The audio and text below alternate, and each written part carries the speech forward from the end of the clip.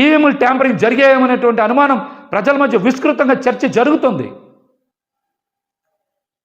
కొన్ని చోట్ల మనం చూసాం, ఒక్కొక్క ఈవీఎం మిషన్లు లెక్క పెట్టలేదంటే ఇందాక నేను చెప్పే కదా, 4-5 చోట్ల 4-5 ఈవీఎం మిషన్లు కనుక సరిగ్గా లెక్కింపు చేయకపోతే 4,000 ఓట్లు 5,000 ఓట్లు పోతే దగ్గర 19 స్థానాలు పోతాయి. 19 స్థానాలు పోతాయి. కాబట్టి ప్రజలకు అనుమానాలు ఉన్నాయి. దీని మీదనే అందరూ కూడా చర్చ కూడా చేసుకుంటున్నారన్న విషయం నేను ఈరోజు మాట్లాడాలనే మళ్ళీ మాట్లాడుతున్నా. జగన్మోహన్ రెడ్డి గారు పేద సామాన్య వర్గాలు ఖచ్చితంగా వారి జీవన ప్రమాణాలు పెరగాలని దేశ చరిత్రలో ఎవరు ప్రవేశపెట్టినటువంటి కొత్త పథకాలు ప్రవేశపెట్టారు. 5 సంవత్సరాల పాటు సుదీర్ఘకాలం పాటు వాటిని అమలు చేశారు. ప్రతి ఒక్కరూ వాటి వల్ల లబ్ధి పొందారు.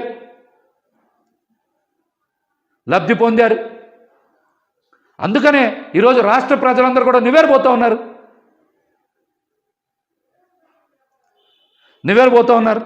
ఒక్క జగన్మోహన్ రెడ్డి గారిని ఎదుర్కోవడానికి 6 పార్టీలు పోటీ చేసినాయని ప్రజలందరూ కూడా చర్చ చేసుకుంటున్నారు.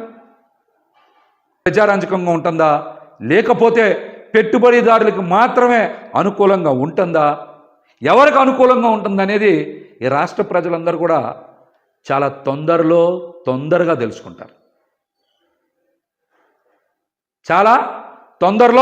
తొందరగా తెలుసుకుంటారు. అప్పుడు జగన్మోహన్ రెడ్డి గారు చేసినటువంటి సంక్షేమం, అభివృద్ధి పట్ల ప్రతి ఒక్కరికి కూడా వాస్తవం ఏంటనేది చాలా స్పష్టంగా అర్థమవుతుంది. నిన్నటి నుంచి చూస్తున్నాం కదా, రాష్ట్రంలో శాంతి భద్రతలను గాలిలో పెడతాం, ప్రతీకార పాలన ఉండదు అని మాటలు చెప్పిన 24 గంటలు గడవల. రాష్ట్రంలో చాలా చోట్ల ప్రతీకార దాడులు జరుగుతూ ఉన్నాయి. శాంతి భద్రతల సమస్య తలెత్తుతూ ఉంది. రాబోయే రోజుల్లో ఇంకెన్ని చూడాల్సి వస్తుందో. ప్రతి ఒక్కరికి కూడా అధికార పీఠం మీద కూర్చోలేని ఆశ ఉంటుంది. ఆ ఆశ ఉన్నప్పుడు కూటమి బీటలు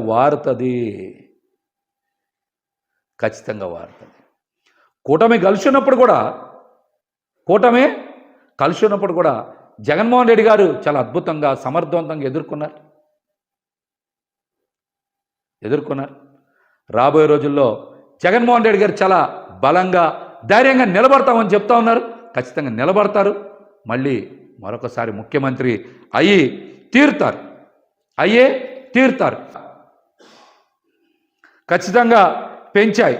కానీ పేదపడాన్ని అభివృద్ధి అంటారు. కానీ రియల్ ఎస్టేట్ వ్యాపారం జరిగితేనో, లేకపోతే కొంతమంది పెట్టుబడిదారులకి అవకాశాలు వస్తేనో, పెద్ద బిల్డింగ్లు ఉంటేనో దాన్ని అభివృద్ధి అనరు అనేటువంటి వాస్తవాన్ని ప్రజలు అతి తొందరలోనే గ్రహిస్తారు, తెలుసుకుంటారు.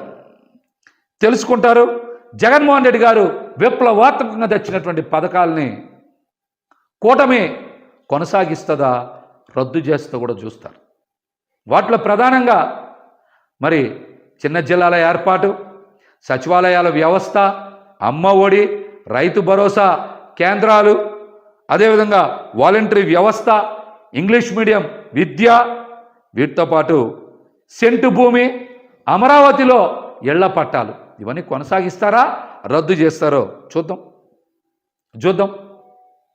ఖచ్చితంగా మనం కూడా ఆశిద్దాం.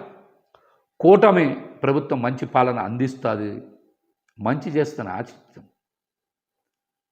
ఆశిద్దాం. అంతవరకే పెట్టుకోండి, ఆశపడద్దు.